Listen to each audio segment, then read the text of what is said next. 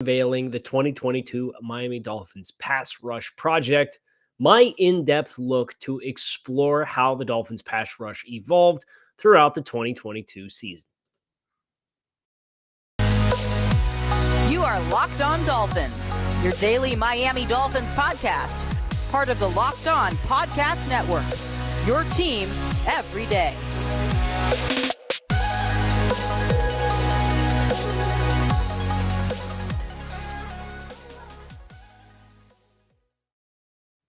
What's going on, Dolphins fans? Kyle Krabs of Locked On Dolphins, your team every day here on the Locked On Network. Today is Friday, January 7th, 2023. And today on the show, we are looking at the Dolphins pass rush unit in 2022, more specifically the pre versus post Bradley Chubb Miami Dolphins pass rush, and an exploratory measure into just how impactful Bradley Chubb was or was not into the Dolphins' defensive ability to rush the passer. And thank you guys for making Locked On Dolphins your first Miami Dolphins listen of the day.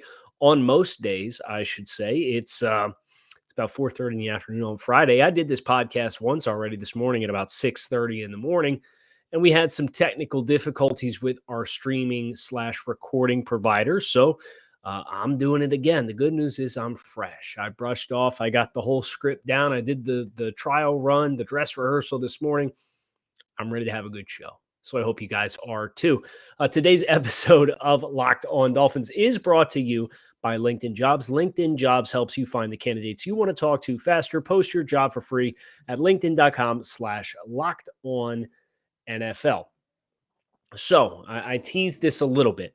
This was a project that started for me in mid-October, and it was dedicated to, at the time, the Jalen Phillips discourse. Jalen Phillips pressures versus stats, and who cares if Jalen Phillips is getting pressures? He can't get the quarterback on the ground. The sack numbers aren't there. He's not very good. Well, in retrospect, I think we'd all look back at the season that Jalen Phillips had with the complete body of work, and we'd all agree Jalen Phillips was an absolute beast. But what that ultimately prompted me to do was I have a chart here, and it's all the games that the Dolphins played.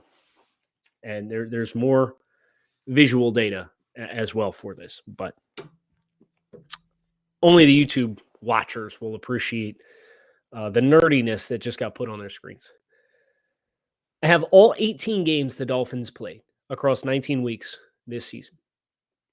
And I tracked a number of statistics according to Next Gen Stats, Pro Football Reference, and had an opportunity to look at the Dolphins pass rush. And again, this started with Jalen Phillips, and then Jalen Phillips midseason, everybody kind of accepted Jalen Phillips being the standout player that he is, and instead the focus then flipped to Bradley Chubb, who the Dolphins moved to 1-4 plus at the trade deadline and gave a trade contact to, or a new contract to. So this project, using Pro Football Reference and Next Gen Stats, is dedicated to a number of measures, and it looks at all the quarterbacks the Dolphins played throughout the course of the season. And it looks at the following numbers. Time to throw, average time to throw in the game against the Dolphins in any given week. It also looks at that quarterback's respective average time to throw across their entire body of work for the season and measures the discrepancy between the two. How quickly does a quarterback on average get the ball out when they play all teams versus how quickly did the quarterback get the ball out when they face the Dolphins? It looks at said quarterback's average depth of target in the contest against the Dolphins versus their average depth of target across the entirety of their individual 2022 resumes and the difference between the two. It looks at how many sacks the Dolphins logged in these contests. It looks at the percentage of attempts, pass attempts, which were pressured throughout the course of the game. It looks at completions, attempts, touchdowns, and interceptions beyond 10 yards past the line of scrimmage. So 10 plus air yards downfield. And then it also tracks raw pressures and raw attempts for the season. So here's what I can tell you. The Dolphins logged 335 total pressures across all of their players, across 663 pass attempts. One other piece of context, because context is king in all things. These games logged 18 games, no Byron Jones. 12 games, no Nick Needham. 11 games, no Brandon Jones. 2 games, no Xavier Howard. Also 2 games down 21 or 14 respective points at certain points in the game. So it kind of looks to quantify, okay, here's the asterisks that go with each game along the schedule for the players they did and did not have. If you find commonalities between the two. And there's some commonalities that exist. The Dolphins, I should say, the 2 of the Dolphins' 4 lowest games this season, as far as opposing attempts against them with pressure allowed, were the games that Xavier Howard did not dress. The Jets game and the Patriots game. The first Jets game and the second Patriots game. So I figure we could start here. I'm going to read you guys some numbers. And then we'll get into what the numbers mean and how the numbers divide across the Dolphins' calendar from this past year. But I'm going to give you the percent of attempts that were pressured across the Dolphins' entire season by game. Attempts that were pressured by the Dolphins across their entire season per game. 13.3% week 1. 34% week 2. 73% week 3. 43% week 4. 28% week 5. That was the no Xavier Howard Jets game. 60% week 6 against the Minnesota Vikings. Week 7, 38%. Week 8, 37%. Week 9, 28.5%. That was the trade deadline. 80%, 66%, 51%, 60%, 52%, 37%, 33%, 51%, 74%.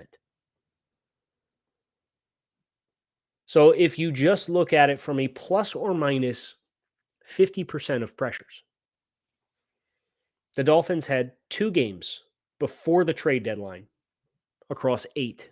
They were 2 for 8, attempting 50-plus attempts in the first 2 games, or in the first 2 months of the season. The Dolphins only had 2 games after the trade deadline. Well, 3 if you include the Justin Fields game in which he ran all over us and scrambled like crazy. They only had 3 games after the trade deadline that had less than a 50% pressure rate. And you can boil that down to one player in particular. It was Bradley Chubb, because Bradley Chubb did not dress for the last 2 games of the regular season. The Dolphins faced 362 pass attempts this season without Bradley Chubb on the roster, dressing on game day. Not even on the field, just dressing on game day. 362 attempts. They manufactured 156 pressures across those 362 attempts. It's just 43% rate. With Bradley Chubb active on game days for the Dolphins, they faced 301 pass attempts, so 61 less pass attempts. And yet they manufactured 23 more pressures for a total of 59% attempt rate that was pressured for the season when Bradley Chubb was active on game day versus not. Think about that. 43% versus 59%, 16% discrepancy. That's a 40% boost with Bradley Chubb on the roster of attempts that were pressured. It's a pretty significant number.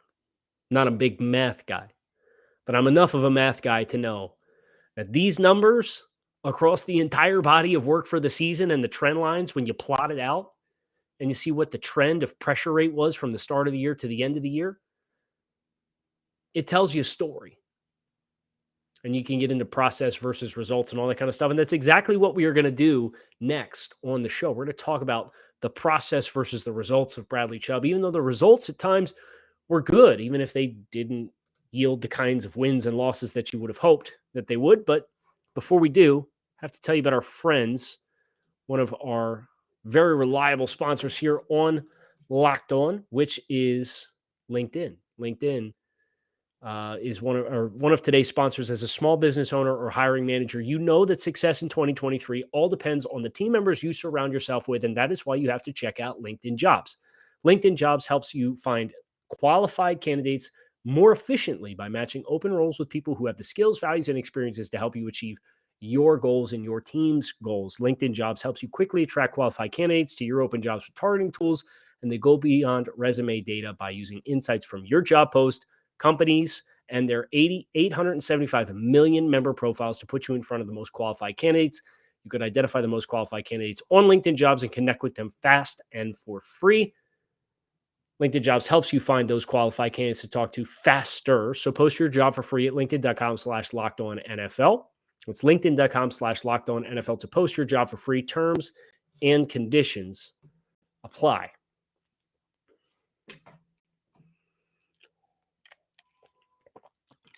So we've acknowledged the context that exists with the course of the Dolphins season. Two-thirds of their games without at least two of their original five starters in the secondary. And I understand that even in the world in which Bradley Chubb is on the field for the Dolphins, they didn't necessarily play all of their situational football opportunities to an optimal degree. But this is where it gets really interesting for me, because we're talking about the Vic Fangios of the world, the Sean Desai's of the world, potentially the Steve Wilkses of the world. He's somebody who I'd like to see the Dolphins give an interview to. All of these coaches who are rooted in zone defenses. And all of their principles rely on 4- and 5-man pressures versus whatever the Dolphins did this year. And there's numbers that are included here that are very valuable, and they paint a very valuable picture as far as what the Dolphins are, where the Dolphins need to change. And it is those statistics on attempts for the season inside of versus outside of 10 yards beyond the line of scrimmage. The Dolphins on the season conceded 97 completions of 10-plus air yards down the field, according to Next Gen Stats. I went chart by chart and counted. But they conceded 97 completions on 214 attempts, 10-plus air yards down the field. That's a completion percentage of 45%, 10-plus yards downfield. You contrast that with the completion percentage of throws inside of 10 yards from the line of scrimmage. Opposing quarterbacks were 342 for 449 inside of 10 yards. And I understand, statistically speaking, the closer to the line of scrimmage you get, the higher the completions of passes. I get it. But you're talking about a 31% difference in completion percentage. How do you fix that? How do you go from 45% 10-plus air yards downfield to 76% completion inside of 10 yards across 450 attempts effectively? You got to get extra bodies into coverage. And that's the difference between Josh Boyer's ideology and the Patriots' ideology, and bringing extra bodies than the protection can account for versus playing more zone coverage, capping routes, reading the quarterback, and having reactive quickness and relying on your front to get home. And the numbers are right here. The Dolphins with Bradley Chubb dressed on game day pressured opposing quarterbacks at a rate of 59% of attempts. Without Bradley Chubb active on game day, that number was 43%, 16% lower. That to me is good process to add a player like that. Now, the results were not there, and I think the results were not there to some degree because, as we've all acknowledged, the Dolphins didn't really change the way they played.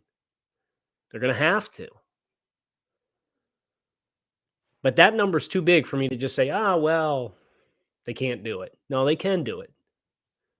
Bradley Chubb and Christian Wilkins and Jalen Phillips. And when this project initially started, the point of it was to look at, they're not getting a lot of pressure But the reason why is because opposing quarterbacks against the Dolphins are getting the ball out faster, and they are not contending versus their season average. And that didn't necessarily end up to be completely true, but that's thanks in large part to the last 4 games of the regular season and 3 occurrences against Josh Allen. Fun fact about Josh Allen. He's the only quarterback the Dolphins played all season long, and he did this in all 3 games. So internalize that. He's the only quarterback the Dolphins faced all season long that held the ball on average across a 60-minute contest than his longer against the Dolphins than his season average. He held the ball in the first contest 2.87 seconds on average across 63 pass attempts. His season average was 2.82. He held the ball 2.87 seconds from snap to release across 40 attempts in the second matchup, and his season average is 2.82. We've established his season average is 2.82. He threw the ball 39 times in the wild card game and held the ball on average for 3.15 seconds. No other quarterback exceeded their season average of snap to release quickness in the game against Miami than Josh Allen, and he did it all 3 games. And you look at Josh Allen, it's interesting. The game that the Dolphins won, they prompted Josh Allen to throw the ball at 5.7 yards depth of target per attempt across 63 attempts. Week 15, that number was 11.3. Week 18, or 19, I should say, the wildcard game, that number was 15.5 average depth of target yards. 15.5. It's a monster number. And yet in that game, the Dolphins pressured Josh Allen 74% of his dropbacks, and he was sacked 7 times. Miami finished with 47 sacks on the season, and 7 of them came in that wild card contest.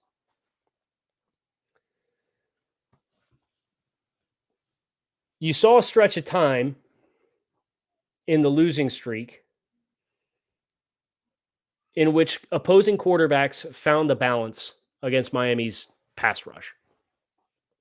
They got the ball out quicker, but they also pushed the ball further down the field. And this was because Miami fell back into, in my mind, a lot of the same coverage calls in critical down and distance situations. And you knew what you were going to get, and you knew where the space was going to be. And you knew if you got the ball back and you got to the top of your drop and you laid one out in the space, a la the Aaron Rodgers method, running slot fade against one man, you would have shots down the field. Case in point, Aaron Rodgers, 2.52 seconds, 8.4 average depth of target. They pressured Aaron Rodgers on 36% of his attempts. Against Mac Jones the following week, 2.35 seconds versus 2.69 average, 8.8 depth of target versus 7.8 for the season. And they pressured Mac Jones on 33.3% of his dropbacks, and Xavier Howard did not play, and neither did Bradley Chubb. Bradley Chubb did not play in the season finale against Joe Flacco either, and that pressure rate still managed to get up to 51.5%.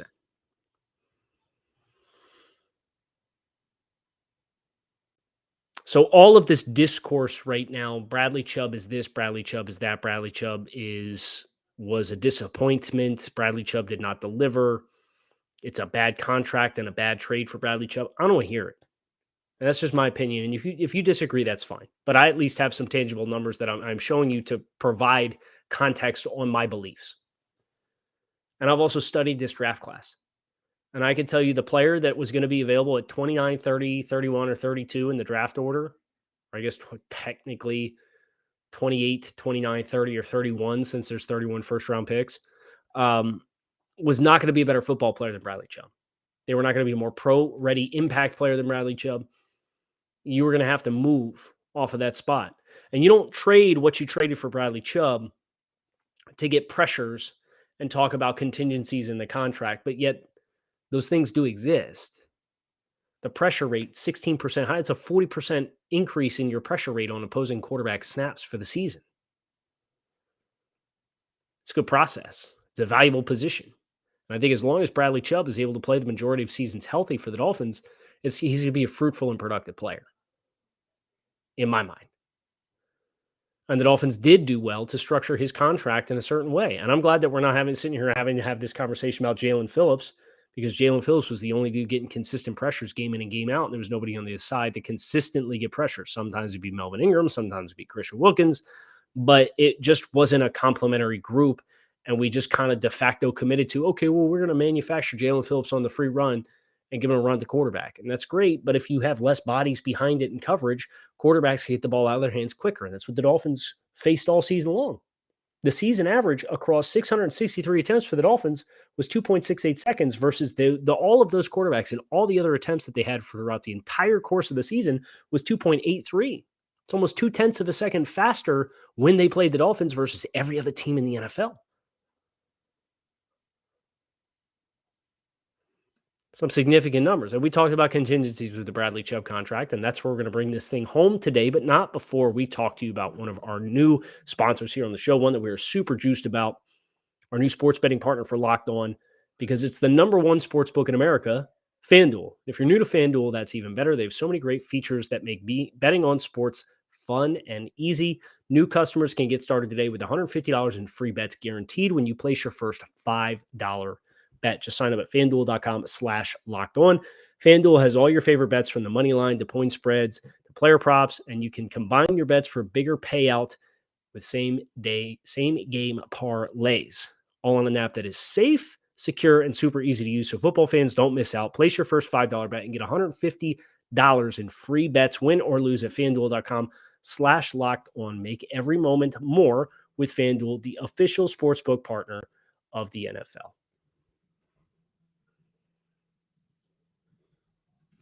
Let's pull up Bradley Chubb's contract. 5-year, $110 million. So it's an average of $22 million per season. He's entering into year one of this deal here and now.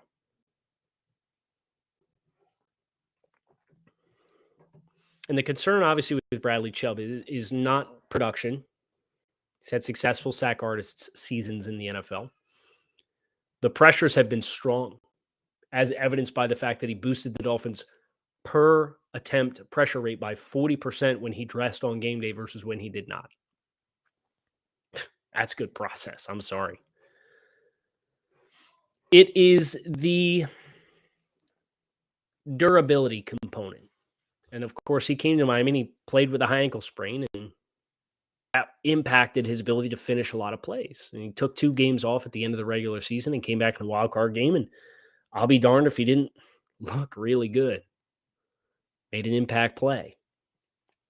Showcased what he's capable of being on a game-by-game basis. That's the concern. Well, if the concern is durability, then flexibility with your cap situation is of the utmost importance. And the Dolphins in this contract managed to do exactly that.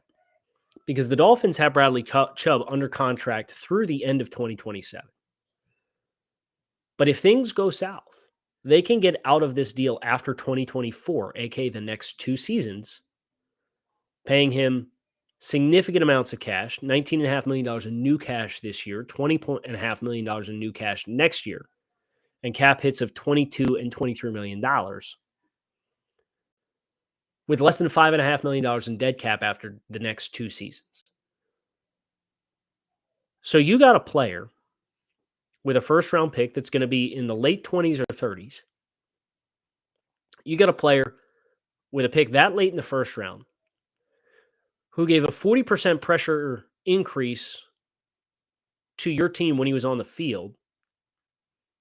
You gave a $110 million contract to, but you can get out of that contract after 2 years with less than $5.5 million in dead cap. What's the downside? Is the downside the opportunity cost of who you might have to get rid of instead? Because if you're telling me, oh, well, Bradley Chubb comes at the cost of Emmanuel Ogbah, I'm not going to lose an ounce of sleep. I'm sorry, I'm not. Ogbah's been a sturdy, reliable player for the Dolphins. In the first 2 years he was here, he's a 9-sack guy in the Flores-esque system. We're not playing that world anymore. We're not going to be living in that world. And as a result, you need guys who can more organically win. And Emmanuel Ogbah He's a really good run defender. He's a player I'd love to have in-house. But if you find a trade partner and the consolation is we have to move Emmanuel Agba, who did not play well when he played this year and then tore his triceps and missed the end of the year. If that's the player that you have to transition away from for the Bradley Chubb thing to happen, I don't see it as enough of a negative to undo all of the things that we just talked about, from the value of the player that you got with the first round pick, to the financial flexibility to get out after the next 2 seasons, to the ceiling of what he's capable of doing versus what he actually did for your team this year, regardless of whether or not we want to acknowledge it or not, because the Dolphins didn't win enough games versus what our expectations were based on what their record was at the time they made the trade and how they peaked at 8-3. I don't know. All I know is this project was very illuminating for me to gain an appreciation of what the Dolphins defense did before Bradley Chubb arrived and what the Dolphins defense did after Bradley Chubb arrived, and look at the writing on the wall and understand how important it is to make the transition to get more bodies in space so that you don't have a 31% discrepancy in completion percentage allowed on passes 10 plus air yards downfield versus passes less than 10 plus air yards downfield. And I'll get you one more stat, because I told you that I tracked this. Pound on these keys a little bit so you know I'm actually genuinely pulling these numbers up. The Dolphins on 10 plus air yard attempts downfield this year, 45% completion. They allowed 10 passing touchdowns and 9 interceptions is what they logged on 10 plus air yards downfield. The Dolphins on the season conceded 27 passing touchdowns. So 17 of the passing touchdowns and all of their interceptions came, all but one of their interceptions, the first interception of the season on the opening defensive possession when Xavier Howard tipped the ball to Javon Holland. So my math is not right here because this does not include the playoff game. Got it. So 30 touchdown passes allowed, 20 of them inside of 10 plus air yards downfield. 9 interceptions on the season and 10 interceptions on the season, and 9 of them came within 10 plus air yards or beyond 10 plus air yards downfield. So opposing quarterbacks, we got there eventually, had a 20-1 touchdown to interception ratio and a 76% completion percentage inside of 10 yards. Not 5 yards, not behind the line of scrimmage, 10 yards. The Dolphins would dramatically benefit from having an additional body in coverage to better space the intermediate and shallow areas of the field. And that is why it is necessary for this schematic change to happen that we are seeing the Dolphins illustrate with the writing on the wall based on the candidates that they're interested in hiring to happen. And as the numbers tell us, they've got a front that's capable of doing it. So let's see who they pick. We'll see if they get any traction this weekend. They've interviewed 4 candidates at this point for the defensive coordinator spot, looking to tie that thing up. We'll see if they get it before our Monday show. So make sure you keep it locked in right here on Locked On Dolphins, your team every day. Appreciate you guys checking out the podcast. Make it a great rest of your day today. Make it a great weekend. Enjoy the conference championship games.